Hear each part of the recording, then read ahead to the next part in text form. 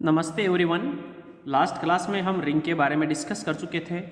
अब रिंग में आगे बढ़ते हुए हम पूर्णांक के प्रांत से रिलेटेड डेफिनेशन लिखेंगे पूर्णांक के प्रांत की, और पूर्णांक के प्रांत से रिलेटेड कुछ थ्योरम हैं उनके बारे में डिस्कस करेंगे आज की क्लास में। तो देखते हैं सबसे पहले पूर्णांकीय प्रांत होता क्या है। तो पूर्णांकीय प्रांत की डेफिनेशन लिखेंगे सबसे पहले। पूर्णांकीय प्रांत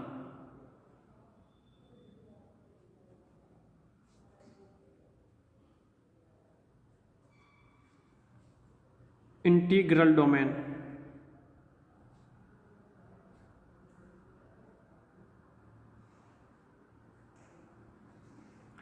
इंग्लिश में पूर्णांक के प्रांत को इंटीग्रल डोमेन बोलते हैं। कोई रिंग आर एक पूर्णांकीय प्रांत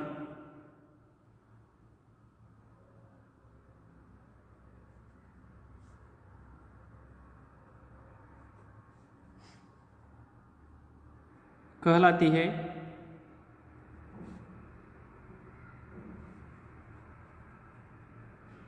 यदि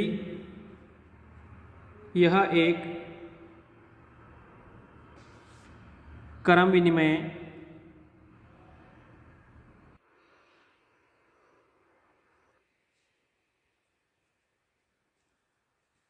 तत्समकी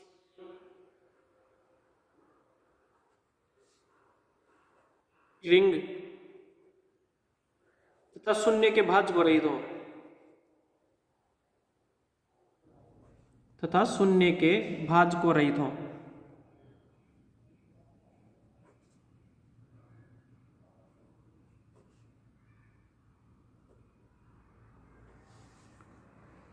इनमें सबसे पहले फर्स्ट हम बोल सकते हैं कि क्रम विनिमय जो भी रिंग है वो क्या होना चाहिए। एक तो क्रम विनिमय हो, क्या हो, क्रम विनिमय। और क्या होना चाहिए, कोई रिंग या तो क्रम विनिमय एंड तत्समकी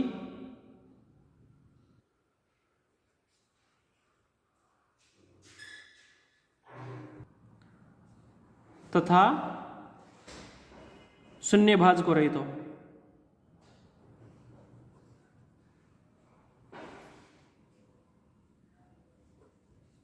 शून्य भाज्य को रहित हो।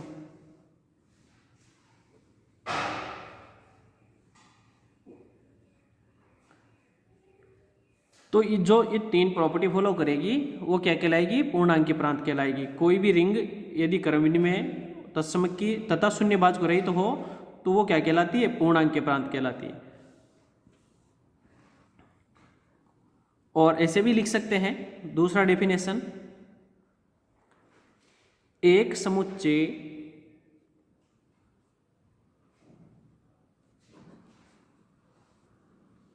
डी प्लस मल्टीप्लिकेशन एक पूर्णांक के प्रांत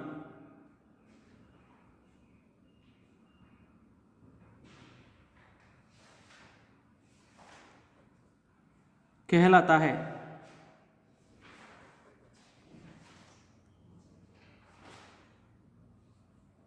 यदि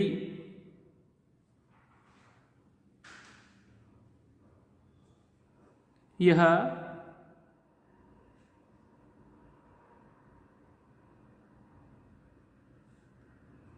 परिभाषित योग, यहां पे ये संक्रिया है ना, परिभाषित योग एवं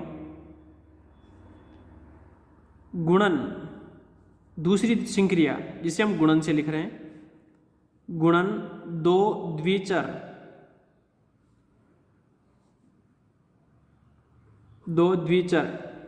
या बाइनरी ऑपरेशन या द्विआधारी ऑपरेशन भी बोल सकते हैं, द्विचर संक्रियाओं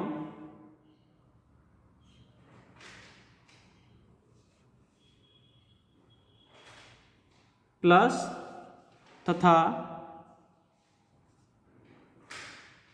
मल्टीप्लिकेशन के लिए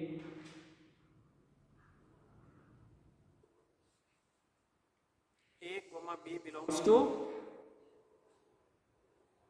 डी, निम्न सभी A comma B belongs to D निम्न अभिगणितों को संतुष्ट करते हो।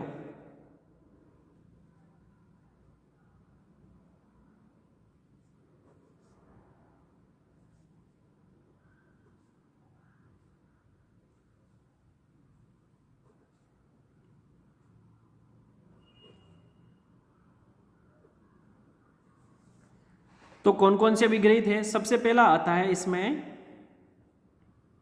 D प्लस क्या होना चाहिए? एक आबेली समूह होना चाहिए।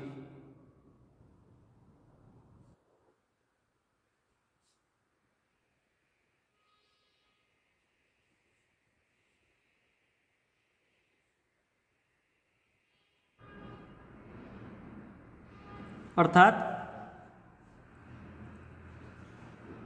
सभी A, B, C belongs to D के लिए कौन कौन से?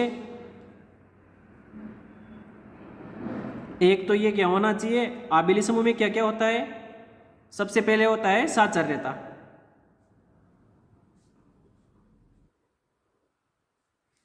तो ये संक्रिया साचर्यता का पालन करना चाहिए। दूसरी होती है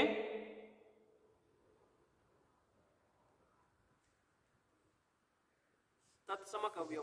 तो कम से कम सभी ए के लिए एक ऐसा अवयव, किसमें? डी में शून्य एक ऐसा अवयव है जो a प्लस 0 बराबर a बराबर है 0 प्लस a के। और थर्ड इसी में ही सभी a के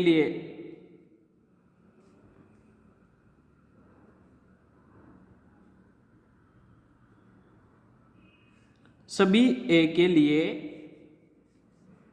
कम से कम a प्लस माइनस a बराबर, प्रत्येक a के लिए कम से कम उसका एक अवयव, प्रतिलोम अवयव इस प्रकार होना चाहिए।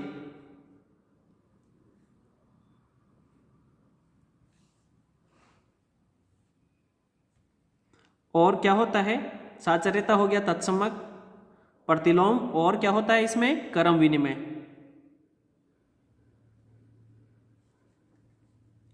यानी a प्लस बी बराबर होना चाहिए b प्लस ए। तो अगर ये चारों प्रॉपर्टी फॉलो करे तो वो समूह क्या होता है? वो समुच्चय क्या कहलाता है? एक आबेली समुच्चय कहलाता है। अब दूसरी कंडीशंस क्या है इसके लिए कि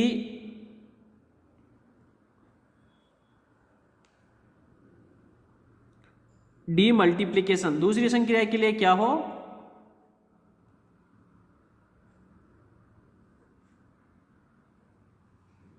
इकाई सहित साम्य आबेली समूह है।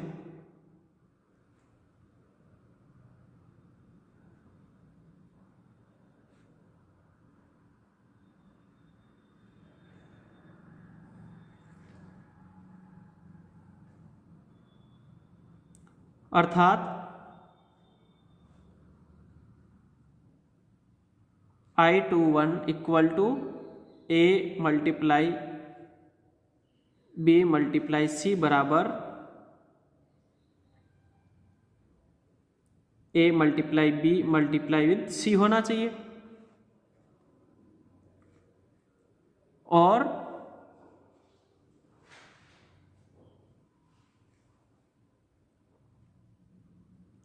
एक बिलोंग्स टू डी, एक ऐसा अवयव है, क्या है? तत्समक अवयव है इसमें। तो 1 मल्टीप्लाई ए बराबर है a मल्टीप्लाई 1 बराबर a के लिए।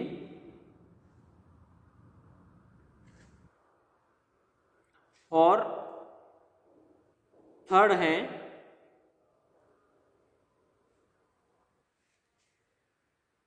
a cross b equal to b cross a, ये होना चाहिए। ये तीनों हो गए, ये कैसे? साम्य आबेली समूह। इसके बाद इसमें आती है बंटनता, क्योंकि बंटनता आबेली समूह और दूसरी संक्रिया के लिए साम्य समूह होती है जब तो रिंग बनती है। और बंटनता कंप्लीट होने के बाद में ये क्या बनेगी? रिंग कंप्लीट होगी। फिर उसके बाद में इसमें कम से कम क्या हो? शून्य भाज्य को रहित हो, तब जाके हम इसे क्या बोलेंगे? पूर्णांकीय प्रांत। तो थर्ड प्रॉपर्टी है इसकी, जिसे D3 से लिख, थर्ड इसका गुण है, वो अभिग्रहित है बंटनता।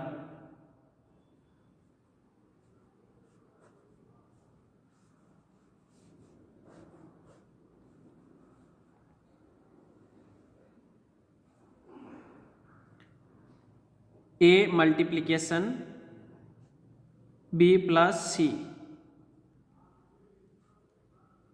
a multiply b plus A multiply C.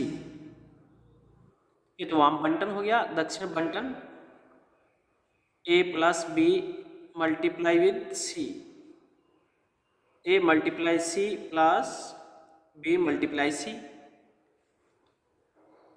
ये लेफ्ट बंटन और ये राइट डिस्ट्रीब्यूटिव। इसके बाद हमें प्रदर्शित करना है पूर्णांक के प्रांत बनाने के लिए शून्य भाज्य रहित। D4 अभिगरित है, इसका चौथा अभिगरित है शून्य भाज्य रहित, शून्य भाजक रहित।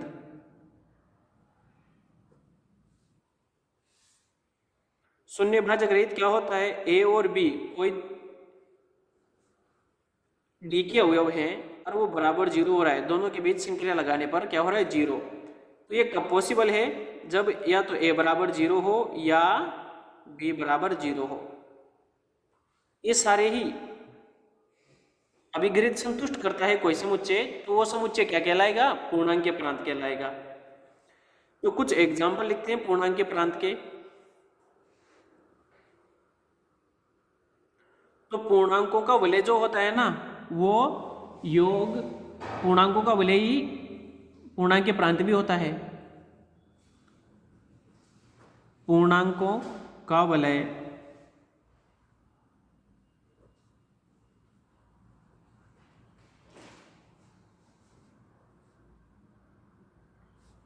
जेड प्लस मल्टीप्लिकेशन एक पूर्णांक के प्रांत कहलाता है,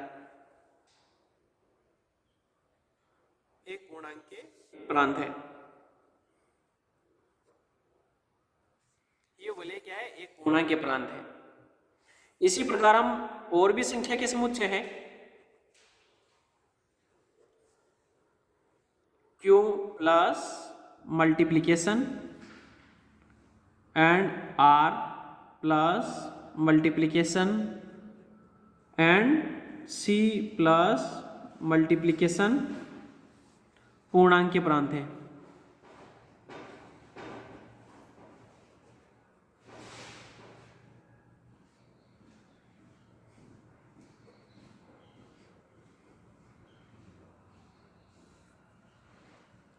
और एग्जाम्पल 2, जो Z3 क्या होता है, जिसमें 0 1 2 3 ये एलिमेंट होते हैं, ये और इसके लिए प्लस संक्रिया मॉड्यूलो 3 एंड मल्टीप्लिकेशन संक्रिया मॉड्यूलो 3 एक पूर्णांक के प्रांत है। इसे भी आप सिद्ध कर सकते हैं।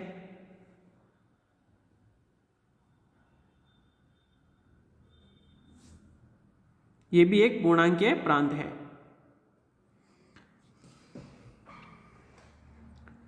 तो हम एक थ्योरम लिखते हैं जो पूर्णांक के प्रांत से रिलेटेड है।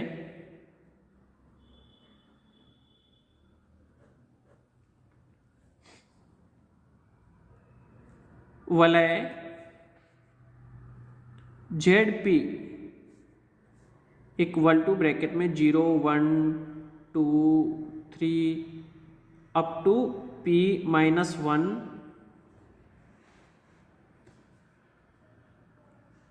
Plus P comma multiply P एक पूर्णांक के प्रांत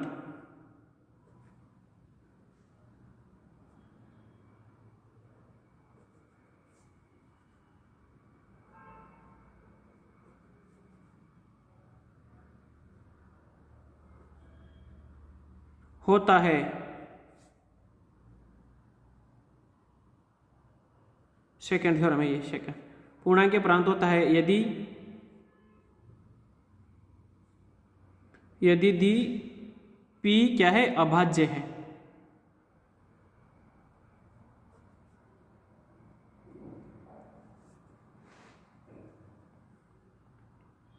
तो इसे प्रूव करते हैं। सबसे पहले यदि कोई वलय है तो फिर P क्या होगा? अभाज्य, और P अभाज्य है तो यह समुच्चय क्या होगा? एक पूर्णांक के प्रांत होगा। तो सबसे पहले क्या मानते हैं? जेड पी क्या है, एक पूर्णांक प्रांत है। और पूर्णांक प्रांत मान के क्या सिद्ध करेंगे कि पी क्या होगा, एक अभाज्य संख्या होगी। तो माना जेड पी एक पूर्णांक प्रांत है।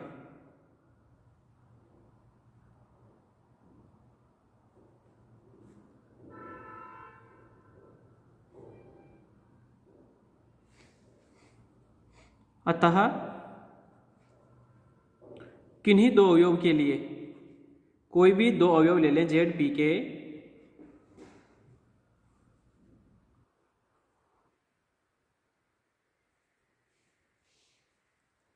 तो A multiply modulo of P B equal to 0 होगा। कब? जब 0 कब होगा, जब या तो ए बराबर 0 हो या बी बराबर 0 हो।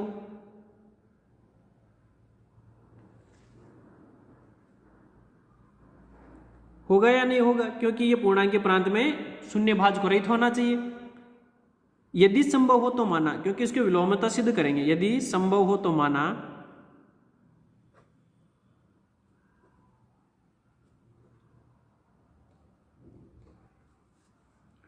पी अभाज्य नहीं है, यानी पी में क्या जाता है, भाग जाता है, पी अभाज्य नहीं है।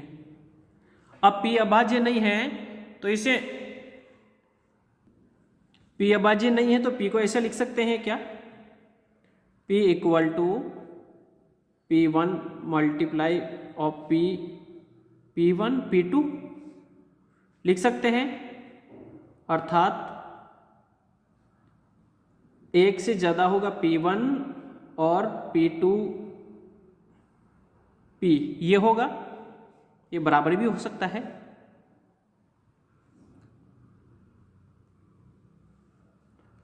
तो पुनः तब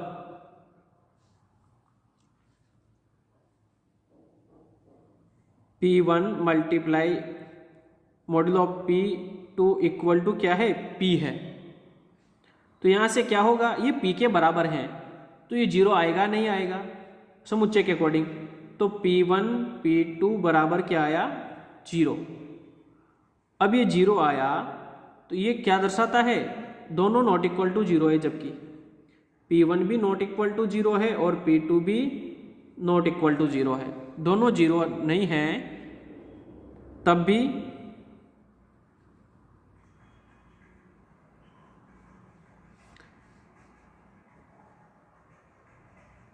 तो यहां से क्या लिख सकते हैं हम, जेड पी के लिए, जेड पी में शून्य के भाजक है,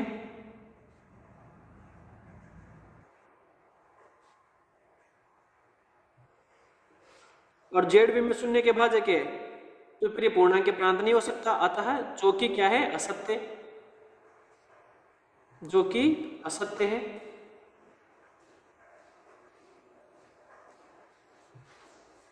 अतः पी का भाज्य होना आवश्यक है, पी का अभाज्य होना आवश्यक है, पी का अभाज्य होना आवश्यक है।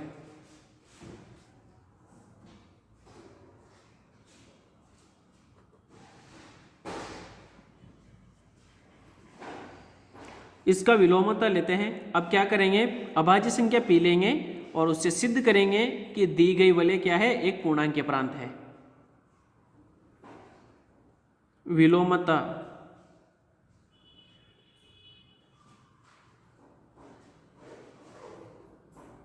स्पष्टतः जेड पी एक क्रम विनिमय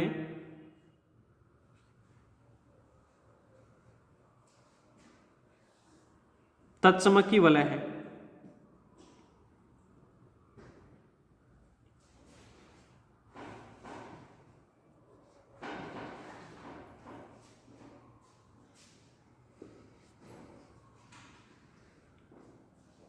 माना पी अभाज्य है तथा A comma B belongs to Z P है। ऐसे अवयव हैं कि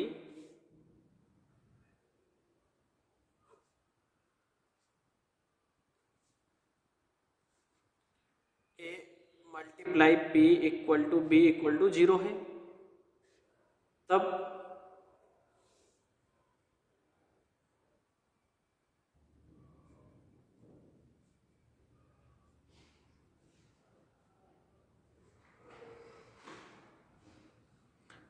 तो ऐसा है तो P में ए बी का भाग जाएगा, तो P में भाग P का A में जाएगा या P का B में जाएगा, ये तभी पॉसिबल है, नहीं तो नहीं है। चूंकि P क्या है, अभाज्य है।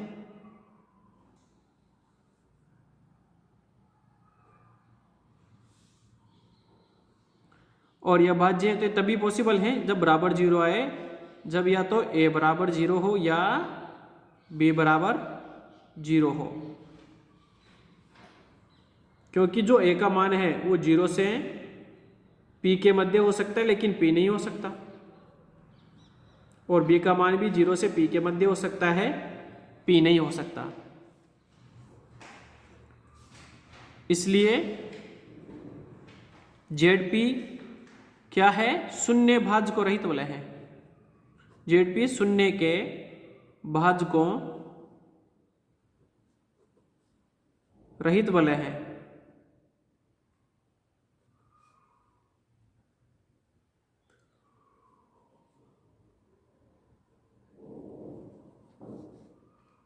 और ZP एक क्रम विनिमय तत्समय की वलय है, भाज्य को रहित हो गया, क्रम विनिमय तत्समय की हो गया। तो इससे क्या बोल सकते हैं हम, जो कि सिद्ध करता है